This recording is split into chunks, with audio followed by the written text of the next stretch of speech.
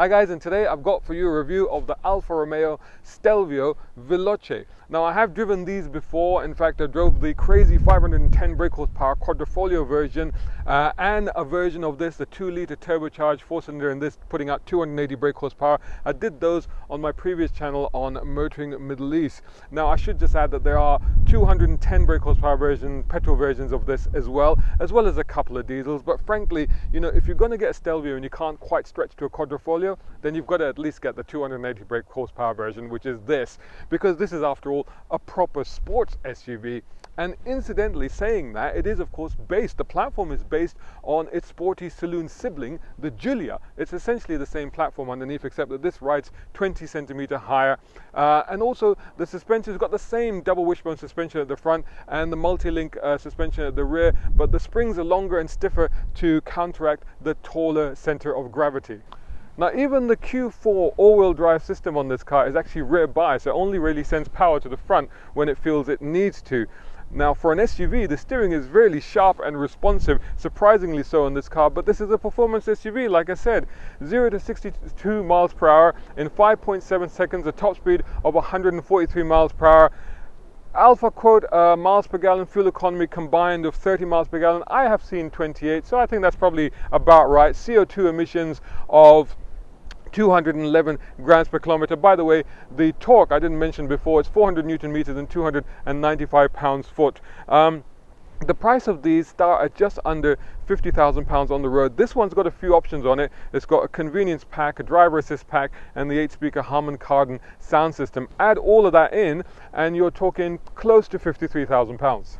I've always loved the Stelvio and I absolutely adore the quadrifoglio. I even really rated the 2-litre when I tested it back in 2018.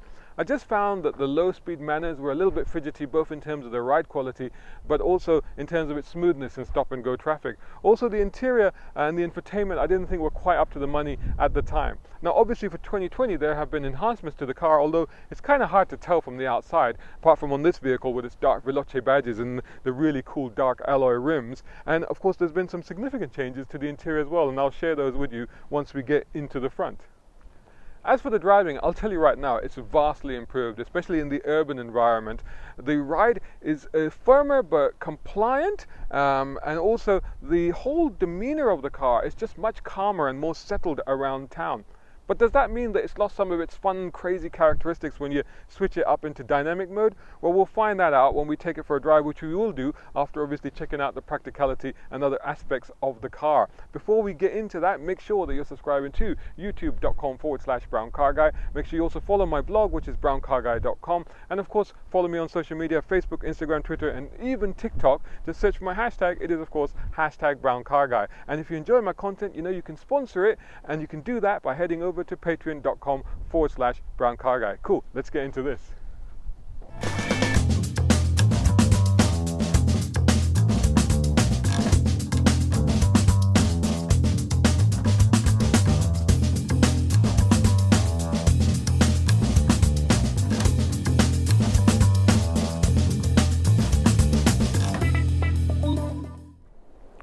So let's check out the boot. 525 liters of space. It's power lift tailgates. Whilst we're waiting for that to open up, check out this amazing double exhaust coming. They're real exhaust. They come out from there. Now, yeah, I mean, that does look like a lot of space, in fact. And in fact, it's got a low lip, so quite easy to get stuff into. A long, wide, low space. There's lots of room in here as well, so you can hide lots of things in there. There's even a tire repair kit and a compressor to put pressure back into your tires if you need to. Over here you've got a little pocket, and here you've got the handle that actually serves to drop the three-way folding split fold rear seats as well. And look down here, part of that Harman Kardon pack is a big woofer right there as well. But overall, actually quite a spacious and usable luggage compartment, quite handy for a car this size, as you would expect. What's the rear cabin space like? Let's find that out next.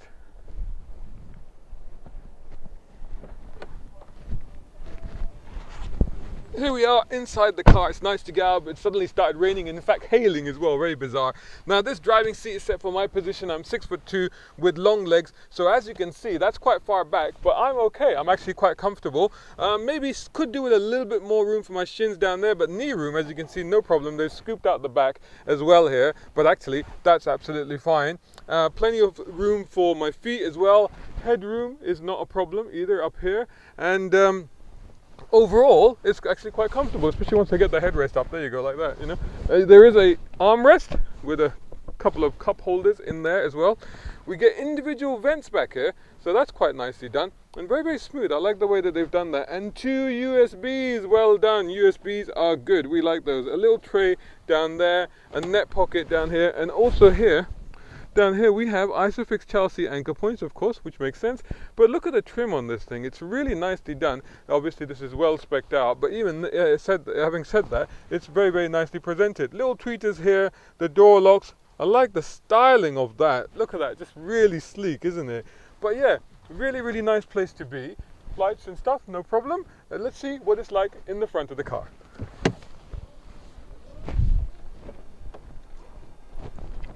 Here we are in the front, and I have to say it's quite familiar in the front here. It does look pretty much the same as it did, but the changes are there, although they're a little bit more subtle. So let's start it out. First, the starter button. I like this. Having the starter button right on the steering, it's a bit Ferrari-esque, isn't it? Well, they are kind of related. So pressing the starter button down there, the dials light up. It's got traditional analog dials on this car, so not entirely digital. The center part is digital, but the rev counter, big rev counter, and the speedometer are analog. I can control the center trip computer from here, and it shows me all the information there. So trip computer, I can get a big digital readout of the speed if I want one as well. I gotta say, check out these paddle shifts. Now they really make a special theater out of the paddle shifts, aren't they? They're fixed to the column, but they're so big that wherever you are, you know, when you're steering, you can actually reach them. And I mean, they're so beautifully done. They look like Klingon bathlets, isn't it? You want to go to war with these things. And as we find when we drive it, they do really work as well. Now, the thing about what I was saying is that the interior, what they've done is they've improved, so it's all touch surfaces. Look at this stuff here. This is really nicely done, this aluminium effect, whatever this is, but it's got a kind of textured feel to it. It's down here as well, it's on here as well, and it just gives a better quality feel to it. The way that things open and close, they just feel nicer and better done. But I think best of all is the infotainment. It's such an improvement over what was there before. It's touch now, whereas before it could only used to be possible only to operate from here, and you can still do that. But now, and you've got the home screen and you've got settings, so you've got quick buttons that you can quickly get into stuff. That's the volume button there. But the good thing is this is a touch screen, and not only that, but look at the layout. Look, and you've got all of these, you've got gauges here, so oil, boost, torque gauge here if you want to see it, driver assist, vehicle information connected, but you can scroll through them. So you get about 3 of them on screen at any one time, and if you don't like the arrangement, you just click here. They go small, and then you can actually move them around, so you can change the position of each one to where you want it to be. As easy as that. Isn't that cool? I really like the way they've done that. Great sound system on here. I've got heated seats, I've got heated steering wheel, so that's really nice, and pretty good climate control. The seats are very, very comfortable. All round visibility is good. No issues with headspace. In fact, I've got tons of headroom here. Elbow space or anything like that. I do feel I'm sitting a little bit high, but I still get a sense of sitting inside something, so it's sort of a sporty sensation rather than more of an SUV-like thing, even though I am obviously at a higher vantage point here. So I think that what they've done in the car is to great effect. It's not radically different from what it was when I last tested it, but it's subtly different to the point where you're going, yeah, this is quite nice. I like the way the leather line gear lever works. I like the way the steering is finished. It's very nice. It has a nice quality feel to it. And it's all of a sudden now you're thinking, maybe this stuff is on the money. But is the drive on the money? Well, let's do that next. So let's try out the Alfa Romeo. There's 2-litre with 280 horsepower, 4-cylinder engine, but don't let that put you off. I mean, we are in an Alfa Romeo. And I've got it in normal mode at the moment, but these are some nice roads. I tell you what, let's put it up into dynamic mode, and look at that. Oh no, that's not dynamic mode. That's dynamic mode. It's gone red. That's good. And here we go. Right then, we're able to immediately chuck it around some corners here. Oh, the engine is livened up. The throttle response seems a bit more eager. Steering is nice and weighty. It feels really good. The car just feels a bit more. It's a bit more. Let me just try that again, because yeah, it's just immediately it sort of pulled back when I turned it back into N mode again, which is like the N for, let's call it N for normal, whatever they call it. Yeah, I mean, yeah, the steering is lighter definitely. So let's put it back into dynamic, and oh yeah, steering firms up nicely. I think even the engine note changes. I'm not sure about that, but there's a nice sort of rasp to that engine though. Anyway, I have to say at lower speeds it does sound like now we have to slow down for the village, and it's a little bit of a, it's not, I had to make sure that this was a petrol unit, let's just say that, you know, that's kind of how it sounds. But when it gets going, it takes on a completely different persona, it seems. Again, it's still in, although I've slowed down, it's still in dynamic mode. And you know, steering is okay. Yeah, it's good. The ride is generally fine, not an issue. It's very smooth. I've had it on a long motorway run, and it was absolutely supreme. Quite relaxing, quite comfortable. Fuel economy 27.4 miles per gallon on that long run is what I managed to achieve. I mean, that's not incredibly economical, but it's not bad considering, you know, what this car is. And you do think that, well, you know, people talk about we're downsizing to smaller engines, but then smaller engines have to work a little bit harder to, you know, maintain the momentum and stuff like that. So, you know, it's not an ideal scenario for that car. But having said that, you know, it's done pretty well, performed pretty well. Smooth, quiet, reasonably refined, and there we go again. It's picking up. That sound is picking up now, isn't it? And again, oh yeah, nice. It just flows very nicely, actually. I mean, again, this is as a reminder, this is on the same chassis as the Giulia. So you know, looks like an SUV, but it's still set up like a road car. Now the transmission is in drive. Let's try these beautiful paddles. I mean, you know, bathlets, let's call them. And oh, nice change. Oh, quick change actually, very good. Oh, there's something to be gained from using these paddles. Very often with the paddles you find that they're just there.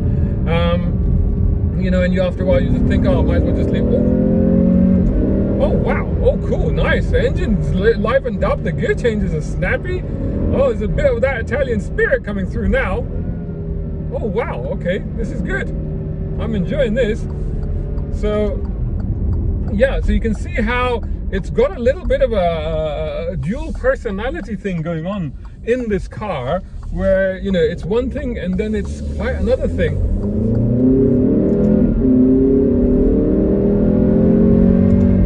Changing up at about just before 6,000 RPM, but nice bit of acceleration there.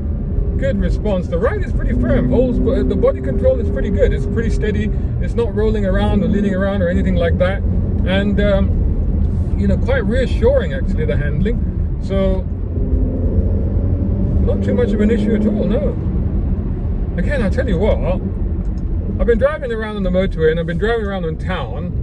I haven't connected. Nice. I like the way you can apply the power on the throttle just in the middle of the corner and just power it through.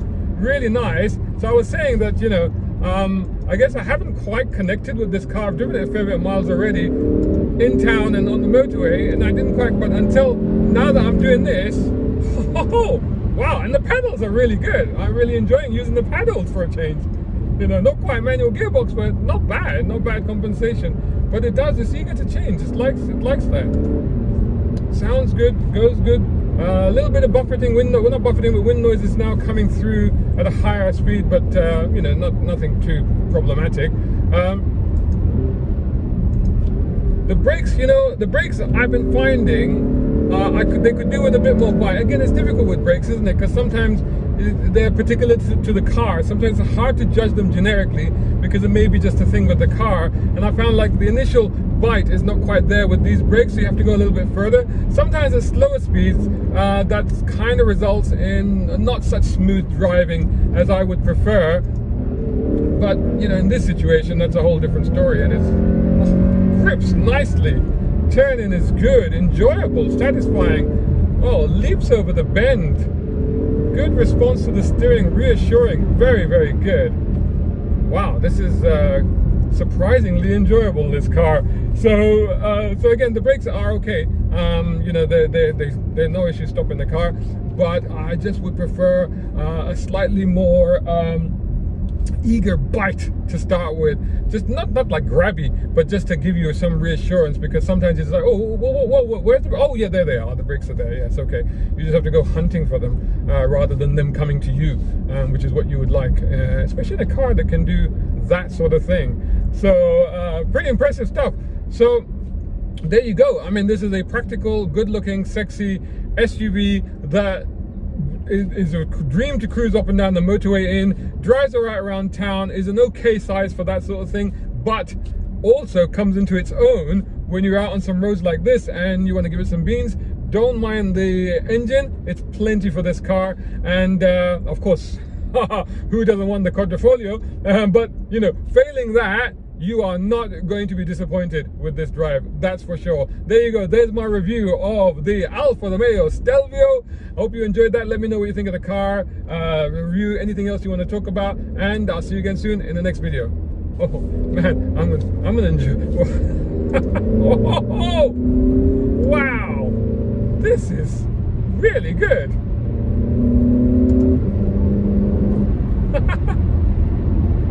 Impressive. Quite poised, very composed. You know what it's doing. It's easy to place, actually.